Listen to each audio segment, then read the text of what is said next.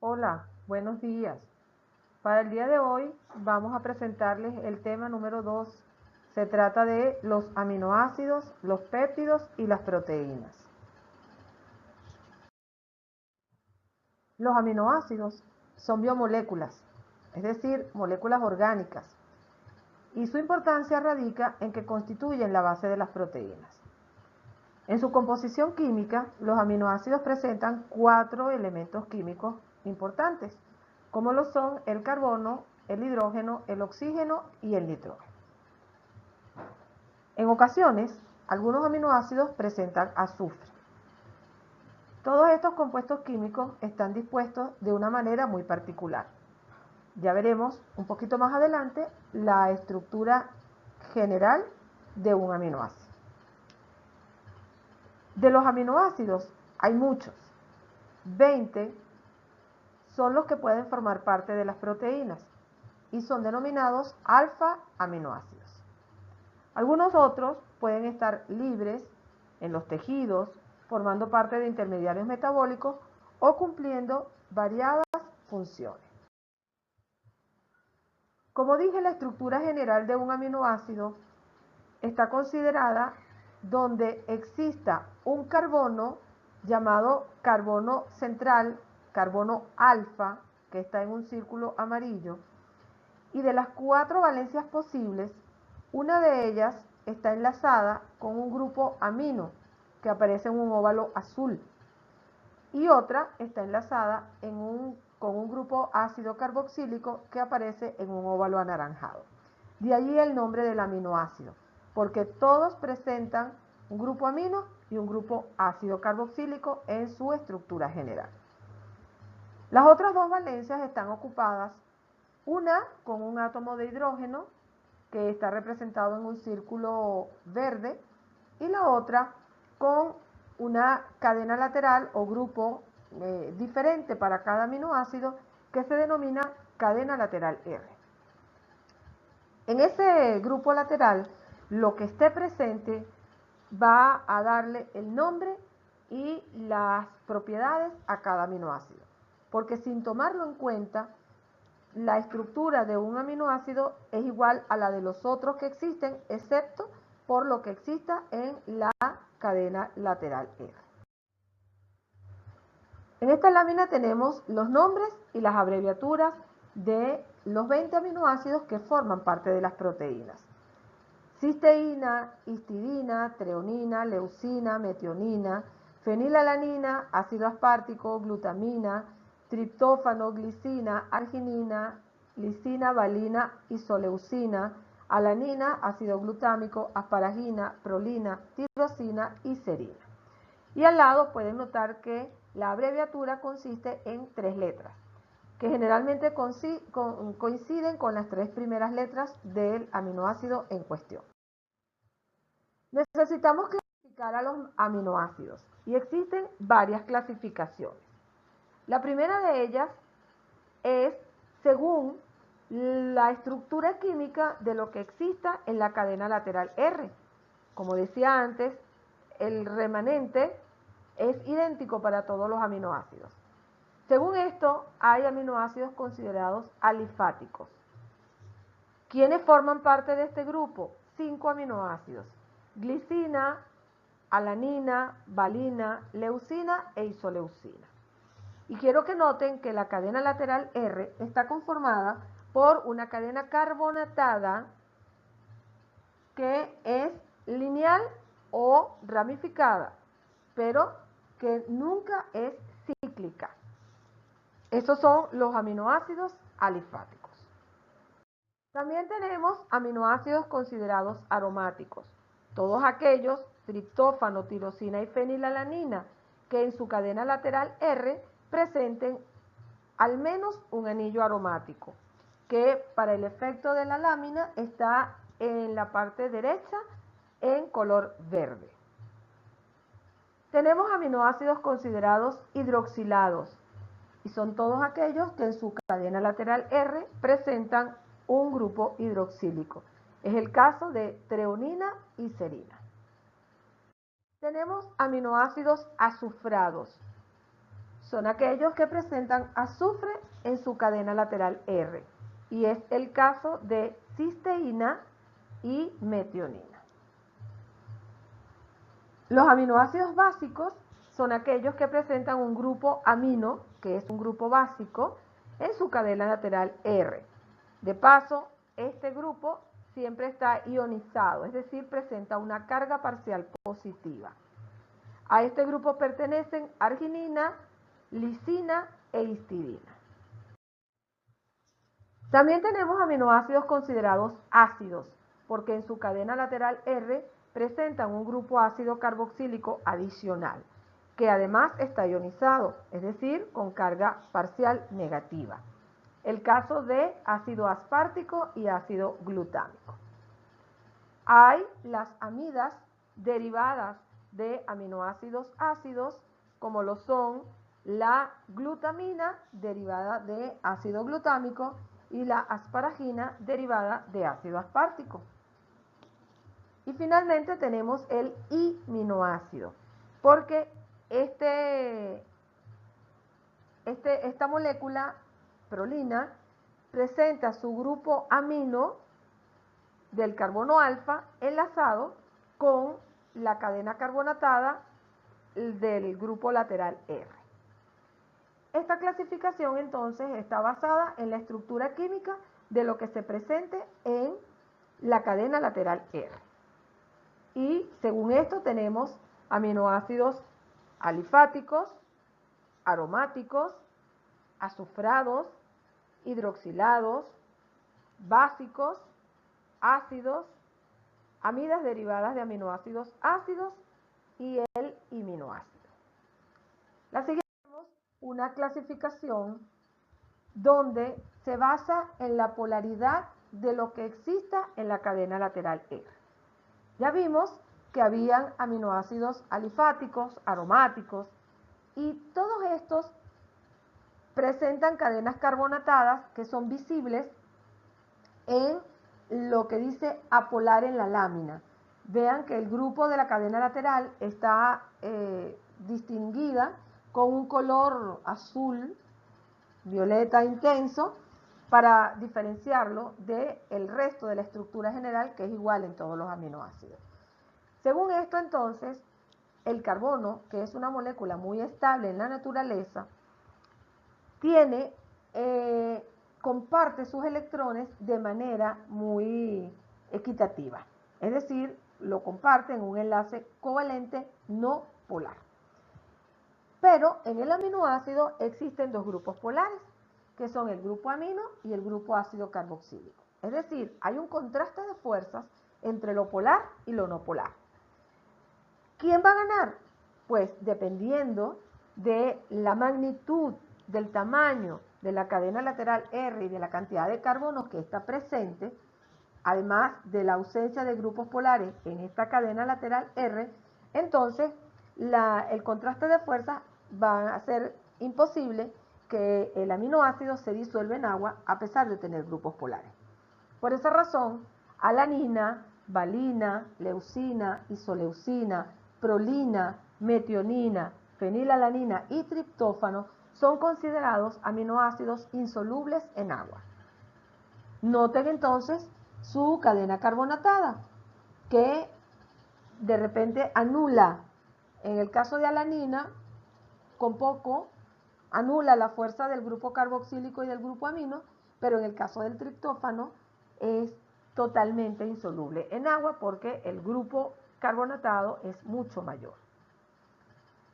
También existen algunos aminoácidos que son llamados polares, es decir, presentan en la cadena lateral R un grupo polar, pero este grupo polar no está ionizado, no tiene carga.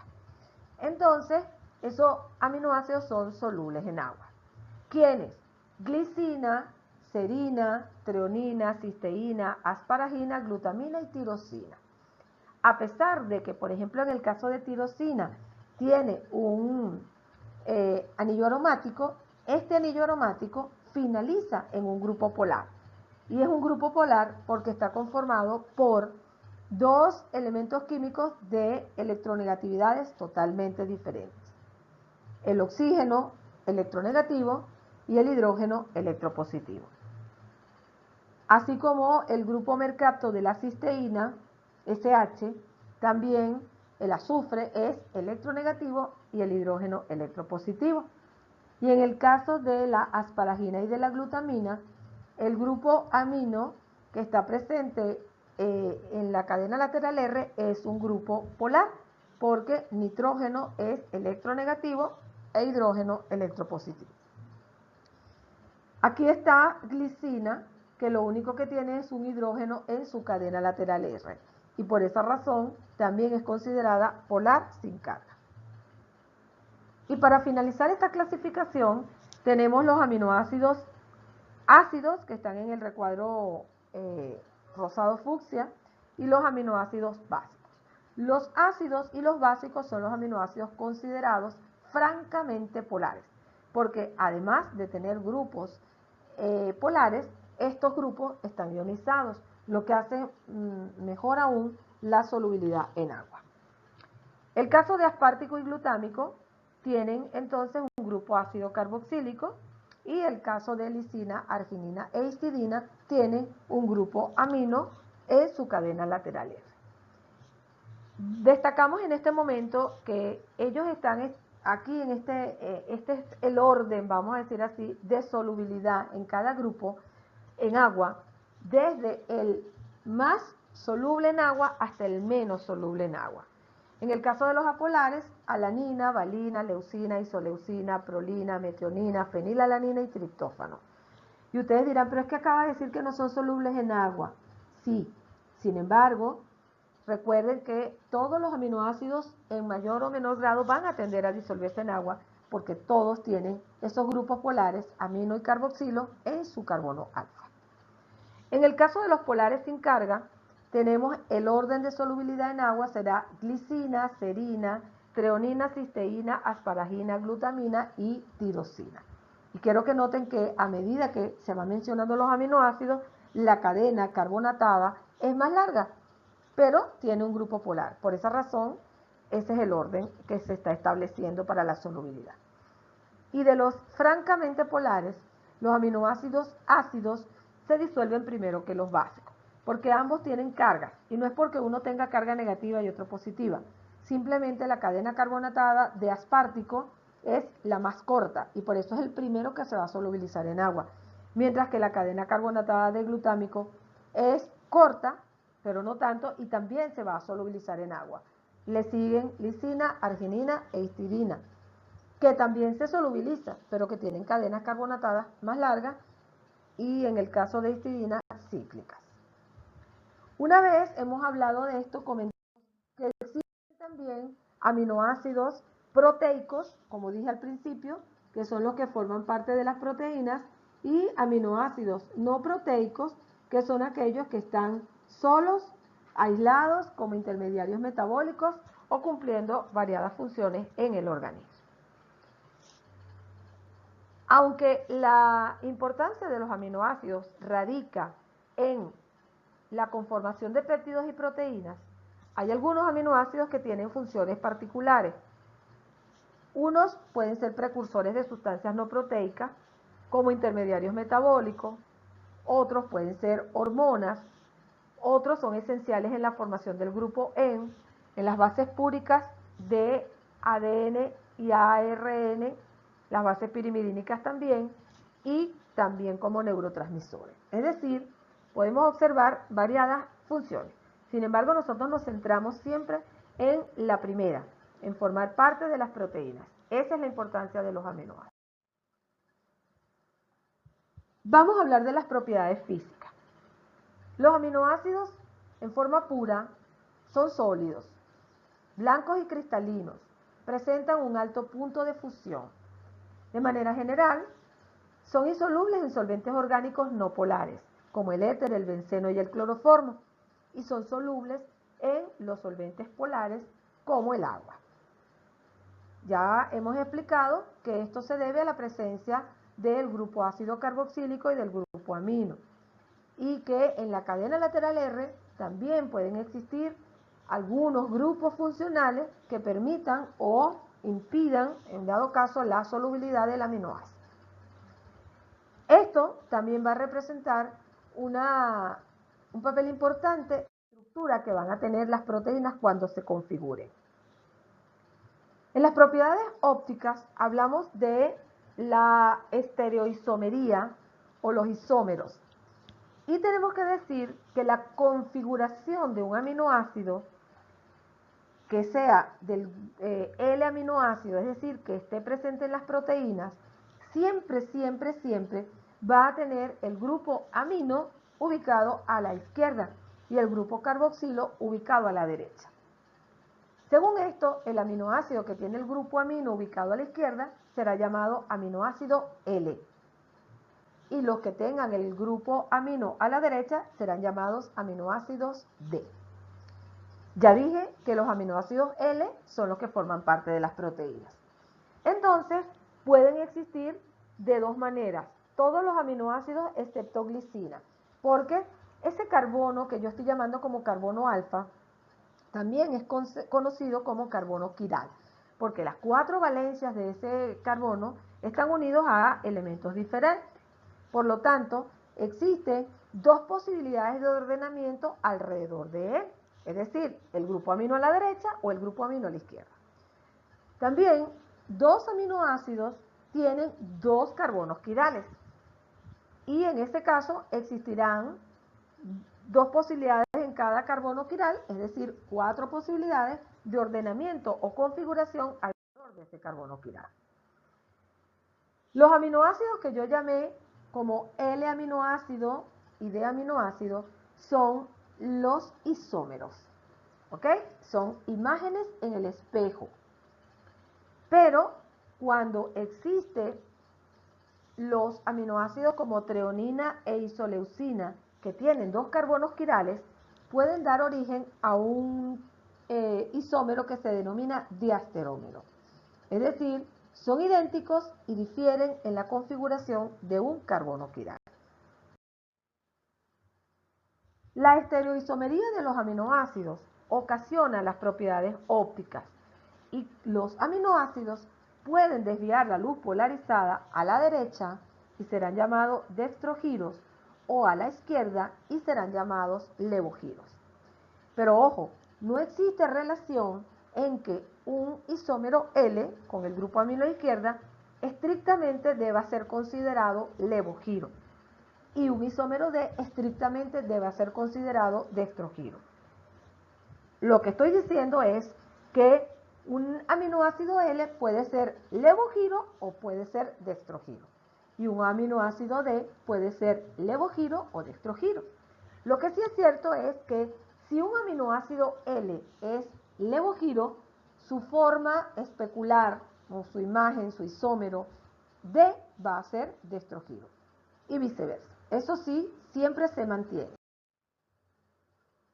Quizás las propiedades químicas son más importantes que las propiedades físicas.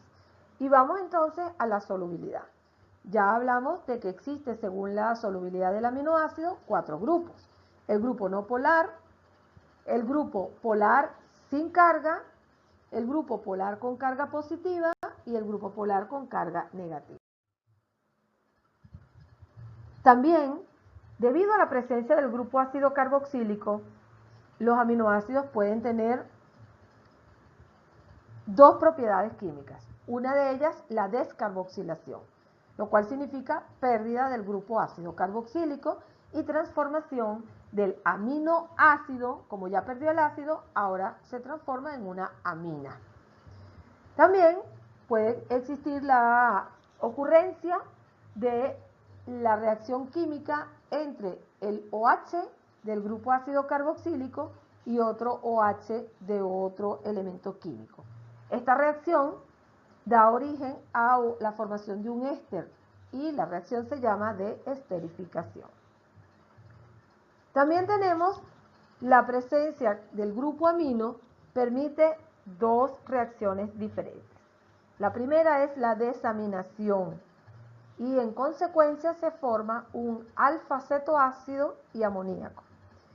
Y también puede ocurrir la transaminación, donde ocurre el paso del grupo amino desde un aminoácido hasta un alfa-cetoácido, donde este alfa-cetoácido, al recibir el aminoácido, se transforma en un aminoácido y el aminoácido, al ceder su grupo amino, se transforma en un alfa-cetoácido.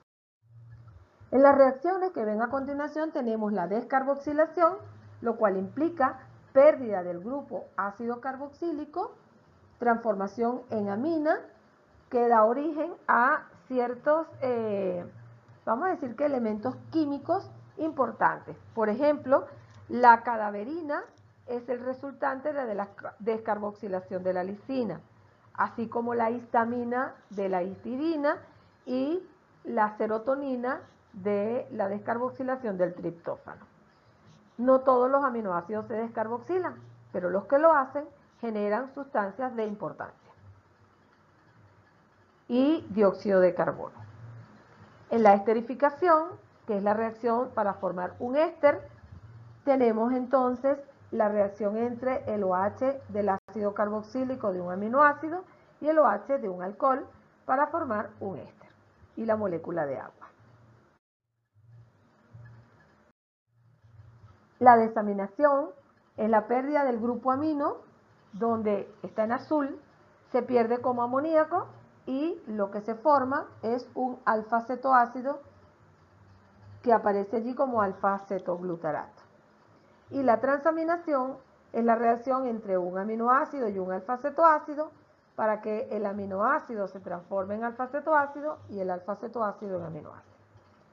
Estas reacciones son de interés, son de importancia, porque en ocasiones tenemos muchos aminoácidos no esenciales, ojo, son los que fabricamos, y los podemos convertir en intermediarios metabólicos interesantes o de uso mayor que el de ese aminoácido que tenemos en bastante cantidad. Quizás las propiedades iónicas y ácido-básicas de los aminoácidos son las más importantes. Aquí tenemos que los grupos amino y los grupos carboxilo de los aminoácidos son disociables. Es decir, se pueden ionizar, disociar. Y el aminoácido, como tiene grupo amino y grupo ácido carboxílico, se puede comportar como ácido y como base, dependiendo del pH del medio en el que se le coloque. Es decir, se puede comportar como un buffer. En el momento en que el aminoácido tiene sus grupos amino y carboxilo disociados, se conoce con el nombre de ion suiterión o ion híbrido, porque tiene las dos cargas, pero su carga neta es cero. Así que si lo colocamos en un campo eléctrico, no migra en el campo eléctrico, cristaliza fácilmente y su carga neta es cero. Tiene poco poder amortiguador. Sin embargo, cuando variamos el pH del medio, y aquí dice en la lámina low pH, o sea, un pH más bajo del que normalmente el aminoácido está como ion suiterión, entonces el aminoácido lo que va a hacer es, va a tomar esos protones que hay de más en el medio, ¿ok? O sea, se va a ionizar, va a tener esas cargas positivas y se comportará como base, aceptando protones del medio y quedará como catión con carga positiva, como pueden ver allí. Mientras que si se le coloca en un medio donde el pH supere a el pH donde estaba como suiterión, entonces va a ceder esos grupos amino, ¿ok? Dona los protones, o sea, se comporta como un ácido y al donar protones va a quedar con cargas parciales negativas, o sea, como catión, como anión, disculpe. Todos los aminoácidos se comportan de la misma manera. Pero ¿cómo sé yo cuando el aminoácido está como suiterión? Pues tenemos esto que se llama punto isoeléctrico. Es el punto en el cual, el pH en el cual los grupos ionizables del aminoácido están disociados. Noten que está la tabla con los 20 aminoácidos y arriba dice pK1, pK2, pK3 y punto isoeléctrico. Bien, el pK1 es la constante de disociación siempre del grupo alfa carboxilo, es decir, del grupo ácido carboxílico que está en el carbono alfa. El pK2 siempre corresponde a la constante de disociación del grupo amino del carbono alfa. En esta tabla hay algunos errores. Por ejemplo, está histidina, ácido aspartico, ácido glutámico y el sulfidrilo que tienen errores. Así que cuando les corresponda realizar algún cálculo, hay que notar eso. Y finalmente, algunos aminoácidos tienen un pK3 porque tienen un grupo ionizable en su cadena lateral R. Estos son tirosina, lisina, histidina, arginina, cisteína, ácido aspartico y ácido glutámico. Y ese pK3 corresponde a la constante de disociación del grupo ionizable de la cadena lateral R. También quiero que noten que el pK1 siempre obtiene un valor ácido porque es del ácido carboxílico. Que el pK2 siempre tiene un valor básico porque es del grupo amino. Y el pK3 es variable, ¿ok? Si el aminoácido es ácido, tendrá un pH ácido. Por ejemplo, aspartico 3.86 y glutámico 4.25. Si el aminoácido es básico, tendrá un pK3 básico. ¿Y cómo hago yo para obtener el punto isoeléctrico? Ya está determinado, ¿ok? Sin embargo, tengo una forma de calcular el punto isoeléctrico que ya aparece en Classroom, pero que se los voy a enviar nuevamente, donde para calcular el punto isoeléctrico de cualquier aminoácido que no sea ni ácido ni básico, se deben sumar siempre el pK1, el pK2 y dividirlo entre 2. Si es un aminoácido ácido, se va a sumar el pK1 y el pK3 y se divide entre 2. Y nos va a dar un punto isoeléctrico ácido. Y si es un aminoácido básico, se va a sumar el pK2 y el pK3 y se divide entre 2, teniendo cuidado de que siempre nos va a resultar un punto isoeléctrico básico. Según eso, se puede determinar el comportamiento del aminoácido si conocemos el pH en el cual se varía su constante de disociación. Es decir, conociendo el punto isoeléctrico, si el pH supera al punto isoeléctrico, siempre va a suceder lo siguiente. El grupo carboxílico va a perder un hidrógeno, es decir, se está comportando como ácido. El grupo amino va a perder un hidrógeno, igual se sigue comportando como ácido. Recuerden que es un buffer. El grupo sulfidrilo va a perder un hidrógeno y el grupo hidroxilo va a perder un hidrógeno. Si el pH es inferior al punto isoeléctrico, va a ocurrir lo mismo, pero en este caso se van a ganar hidrógenos, es decir, se va a comportar como base, aceptando protones del medio, en el mismo orden. Primero el grupo carboxilo, después el grupo amino, si es el caso el grupo sulfidrilo y si es el caso el grupo hidroxilo. Así que el aminoácido va como buffer o tampón, tratando de mantener siempre el pH del medio, ¿ok? De allí la importancia. De todos los aminoácidos que nosotros logramos observar, histidina es el buffer por excelencia.